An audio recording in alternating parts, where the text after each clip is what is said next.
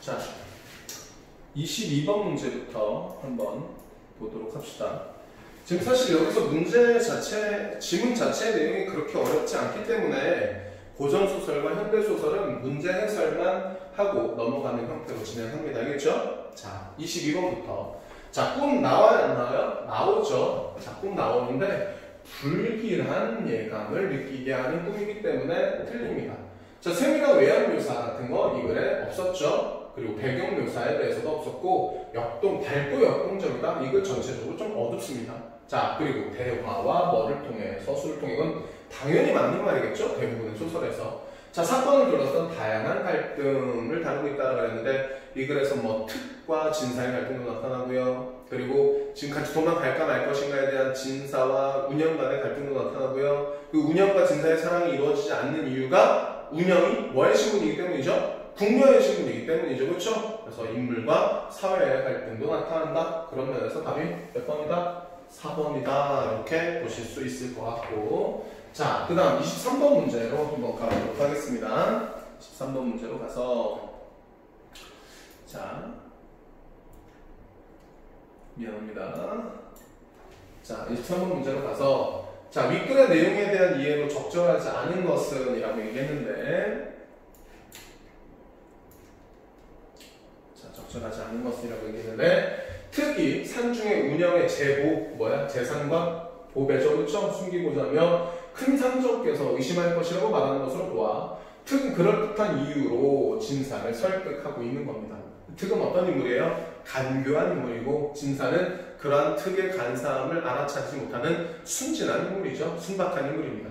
자, 진사가 어찌 나중에 악한 일을 하겠소라고 특을 뭐 했어요? 옹호했죠. 그렇죠? 그랬을 때 진사는 운영의 불길한 몽조, 꿈에도 불구하고 도망가려는 계교를 포기하려 하지 않는 겁니다. 자, 3번. 자란이 마음을 굽히고 뜻을 누르다 라고 조언하고 있는 것으로 봤을 때 자란은 운영과 진사에게 어떻게 처신해야 된다? 신중하게 처신해야 된다 라고 당부하고 있는 거 맞고요. 4번. 진사가 일이 이루어지지 못할 것을 알았다고 하는 것으로 보아까지 맞습니다. 하지만 진사는 자란이 대군에게 자신과 운영의 일을 고하기로 마음먹은 것, 이건 이 윗부분의 내용을 봤을 때 운영이 자란과 형제와 같은 사이고 그러한 자란이 자신과 진사가 도망가는 것에 대해 반대하고 있기 때문에 그걸 따르고자 한다라고 해서 진사가 내 생각대로 이루어지지 않겠구나 라고 생각하는 거지 대군한테 고자질하겠다라고 하는 것은 전혀 관계가 없는 내용이죠. 그렇죠? 그래서 몇 번이 틀린 부분이고요. 4번이 틀린 부분이고 5번은 맞는 설명이니까 넘어가도록 하겠습니다.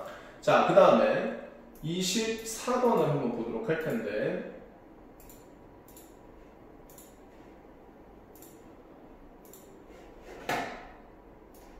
미안합니다.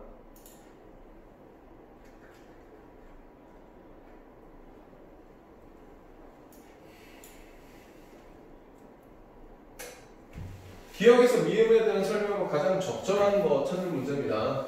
자, 기억의 질문은 뭐였죠? 기억의 질문은 그러면 어째 맞몰래 얻고 도망가지 않으십니까? 라고 누가 누구에게 특히 진사에게 개교를 알려주는 부분입니다. 그러니까 평소 품고 있던 궁금증 해소 전혀 상관없죠. 자, 니은은 뭐예요? 진사님이 돌아가서 이 사실을 특에게 말하자 특은 크게 기뻐했습니다. 라는데 자, 이 글은 되게 좀 독특한 소설이에요. 우리 대부분의 고전 소설은 무슨 시점이라고 알고 있어요? 전지적 작가 시점이라고 알 수 있는데 지금 이 글은 전지적 작가 시점이 아닙니다. 왜? 누가? 저가 등장하죠. 그래서 앞부분의 줄거리를 잘 읽어봤으면 알겠지만 이때 저는 누구로? 운영으로 누가 누구에게? 운영과 진사가 유영이라는 선비에게 이야기를 전해주고 있는 부분입니다. 그래서 몇 인칭? 1인칭으로 전개되고 있다는 점에서 이 소설이 다른 고전소설과 구별되는 아주 중요한 특징이라고 할 수 있을 것 같은데 그래서 여기 서술자, 누구, 저라고 제시되어 있죠. 그렇죠? 자신, 누구, 운영이 직접 경험하지 않은 상황에 대해서 누구, 진사가 경험하고 있는 상황에 대해서 서술하고 있는 것. 답이 몇 번입니다. 2번이 됩니다. 그렇죠? 자, 그 다음 디귿은 진사님은 세상 물정을 어두운 선비라 알지 못했습니다 라고 비난하는 거죠? 아니죠. 지금 누구랑 누구는 운영과 진사는 사랑하는 사이인데 비난하는 거죠? 아니고요. 약속을 어긴 인물, 약속을 어겼다라는 표현도 나타나지 않습니다. 그리고 리을 곧 자란을 불러 진사님의 개교로서 말했더니 자란이 크게 놀라서 꾸짖어 말하더이다 라고 했을 때 그 앞부분에 보면 이렇게 나와 있어요. 다만 자란이와 나의 정이 형제와 같으니 라는 것을 봤을 때 신분적 상하관계 잘못된 표현입니다. 마지막 5번 미음 대조적 상황을 제시하여 상대의 능력에 대한 신뢰를 드러냈다라고 했는데 감히 하늘을 속일 수 있겠느냐? 라고 했으니까 속일 수 없다.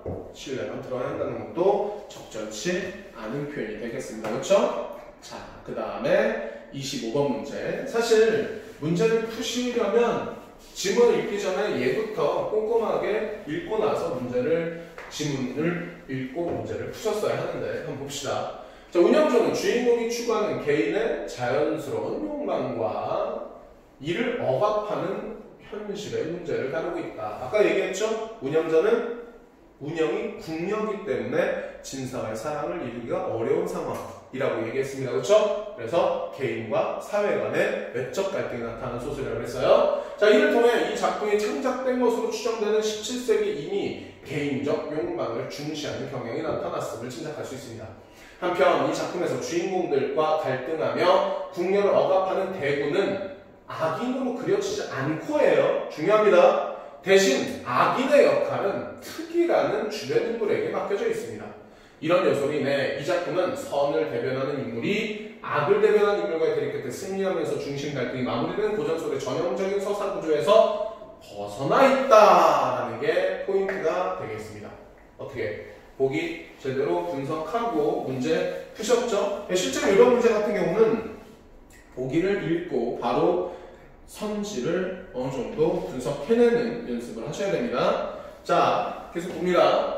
궁녀 신부님에도 금기를 어기고 자신의 사랑을 성취하는 운영에게서 개인의 자연스러운 욕망을 긍정하려는 모습 확인되네요. 그죠? 2번 특이 진사를 죽이고 재물과 운영을 차지하려는 계획을 품고 있어요. 그렇죠? 주변 인물 특이에게 악인의 역할이 맡겨져 있다는 것 또한 확인 가능합니다.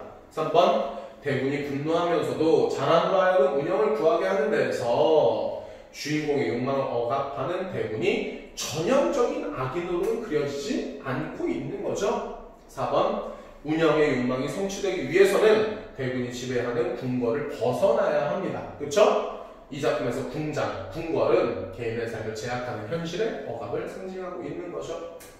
5번 선을 대변하는 운영이 진사와의 관계를 자백하고 죄를 인정하는 데서 인정했습니까? 인정했나요? 그렇지? 않죠? 그죠? 억울함으로 호소하고 있어요. 오히려.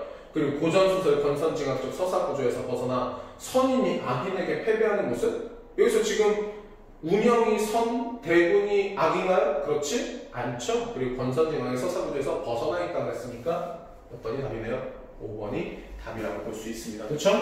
자, 그러면 다음 현대소설 한번 보도록 합시다.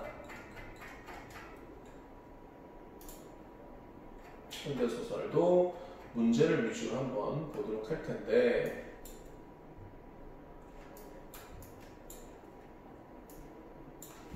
자, 31번 문제는 너무 쉬운 문제여서 그다지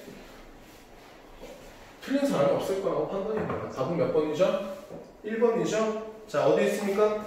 우리 본문 제일 앞에 보면 이윽고 이장 영감이 지팡이와 함께 쥐었던 장죽으로 걸터앉은 바위돌 가볍게 두드리며 입을 열었다. 하기야 지가 벌써 30년 넘어. 그렇지, 올해 36년째인가? 박 군장은 여전히 마을을 내려다보는 채였다라고 대화를 계기 삼아 자신의 지난날을 떠올리죠. 그죠? 디귿 부분에 있습니다.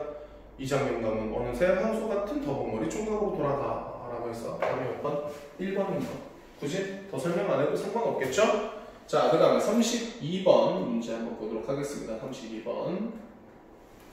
자, 32번. 보시면. 자, 우리 본문 제대로 읽어보셨으면 아시겠지만, A 부분은 학이 와요, 안 와요? 학이 오던 때에 대한 설명이고, B는 학이 오지 않던 때에 대한 설명으로 이 B는 언제입니다? 일제 강점기 시기고 뭐는 A는 일제 강점기 이전에 어떤 때, 평화로웠던 때를 의미하는 거죠. 그렇죠? A와 B에는 학을 대하는 한마을 사람들의 태도 드러납니다. 상서롭게 여기죠. A, B 모두 학이 마을 사람들의 삶에 미치는 영향도 나타나고요. A에서와 달리 B에서는 마을 사람들 사이의 갈등 관계라고 얘기했는데 마을 사람들 사이의 갈등이 아니라 뭐 간의 갈등이죠? 사회와 인물 간의 갈등이라고 봐야 하니까 몇 번이 틀립니다. 3번이 틀리다고 볼 수 있겠습니다. 그리고 B에서와 달리 A에서는 나라를 빼앗기기 이전이죠. 한마을의 평화로운 모습. A에서는 학이 존재했을 때 마의 상황, B에서는 학이 부재했을 때 상황. 다음 몇 번입니다? 3번이 되겠습니다. 자, 33번 문제 보시면 자, 기억에서 미음에 대한 설명으로 적절하지 않은 것을 찾는 문제인데 자, 기억부터 한번 볼까요? 그렇지, 올해 36년째인가? 상대방의 말에 맞장구 쳤습니까? 그리고 학이 오지 않는 것에 대한 안타까움 드러나죠? 자, 미음, 꼭꼭 이런 소리가 들린다는 거 의성어 사용해서 어떤 분위기? 적막한 분위기 드러냈습니다. 3번 인물의 회상 통해서 과거를 그리워하는 정서 뭐가 올 때? 학이 왔을 때의 과거 그리워하죠? 그 다음 미을, 사물의 움직임 묘사 했나요? 사물의 움직임 묘사 미안합니다. 화토불이 이글이글 거렸다라는 부분에서 묘사했지만 위급한 상황에 닥칠 걸 예고한다는 건 잘못된 표현입니다.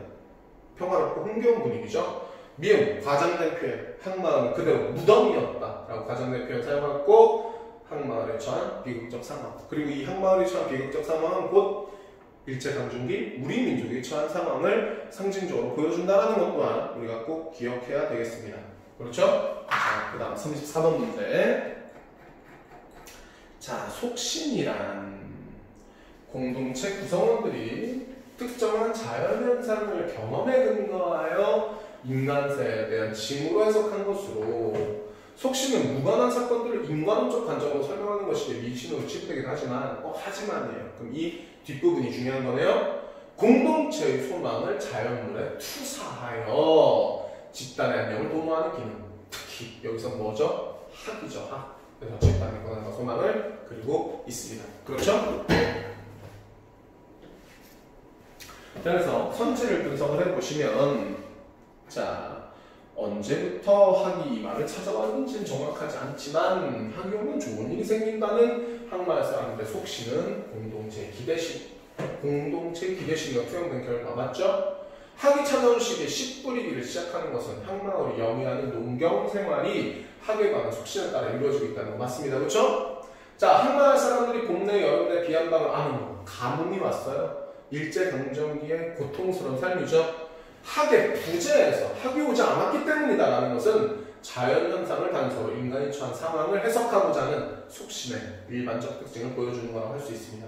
자, 4번 학이 없던 그 해나 이제 학이 버려간 뒤의 상황을 학이 찾아오던 옛날과 대비해서 서술했어요. 대비시켰죠. 그래서 학에 관한 속신이 서사의 구성 원리로 활용되고 있다. 학이 있을 때와 없을 때를 기준으로 서사가 구성된다. 자, 5번 학이 찾아오지 않고 흉년이 거듭되자 항마을에 살 수 없으리라는 말이 사람들 사이에 퍼진 건 항마을 사람들의 학에 관한 속신을 미신으로 간주한 겁니까? 아니죠. 오히려 이 공동체들의 생각이 투영된 것이 미신으로 간주했다라고 볼 수 없습니다. 몇 번입니다? 5번입니다. 그래서 고전소설, 현대소설은 비교적 쉬운 작품이었고 문제도 어렵지 않아서 문제 해설만 진행했습니다. 네, 고생하셨습니다.